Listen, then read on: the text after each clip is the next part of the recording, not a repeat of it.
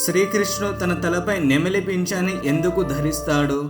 కృష్ణ అవతారం ముందు శ్రీరాముడుగా అవతరించినప్పుడు శ్రీరాముడు మరియు సీతామాత ఇద్దరు వనవాసంలో ఉన్నప్పుడు చిత్రకుంట పర్వతంపై వనవాసంలో ఇద్దరు తిరుగుతూ ఉంటారు. సీతామాతకు దహం వేసిందని శ్రీరాముడితో చెబుతుంది. అప్పుడు శ్రీరాముడు నీళ్ల కోసం ఎంత వెతికినా సరే మంచి నీళ్లు ఎక్కడ కనిపించవు. అప్పుడు శ్రీరాముడు ఏం చేస్తాడంటే వన్య దేవతకు ప్రార్థన చేస్తాడు.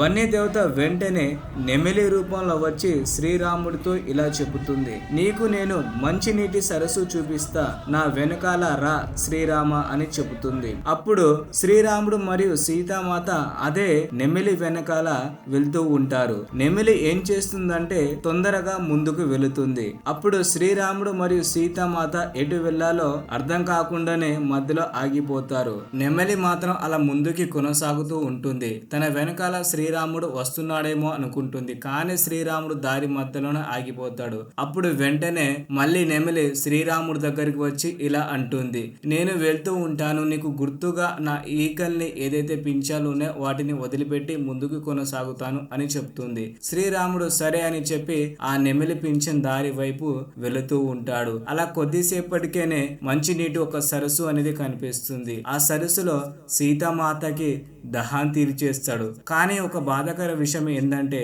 ఏదైతే నెమలి అయితే ఉందో తన ఈకల్ని మొత్తం కోల్పోయి తన ప్రాణాలను కూడా కోల్పోతుంది.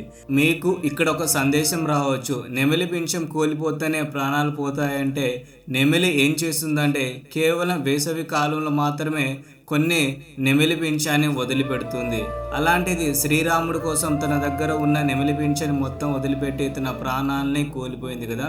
శ్రీరాముడు తన త్యాగానికి గుర్తించి తదుపరి అవతారంలో నీకు నేను నా తలపైన ధరించుతా అని ఆ నెమిలికి మాట ఇస్తాడు. అందుకే కృష్ణ అవతారంలో అతి పవిత్రంగా ఆ నెమిలి పింఛాన్ని శ్రీకృష్ణుడు తన తలపై పెట్టుకుంటాడు.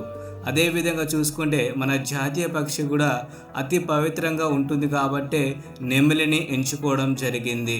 హరే కృష్ణ హరే రామ అని కామెంట్ తెచ్చేయండి. ఇలాంటి ఇంట్రెస్టింగ్ వీడియోస్ కోసం మన ఛానల్కి అయితే తప్పకుండా వెళ్ళి సబ్స్క్రైబ్ చేసుకోండి.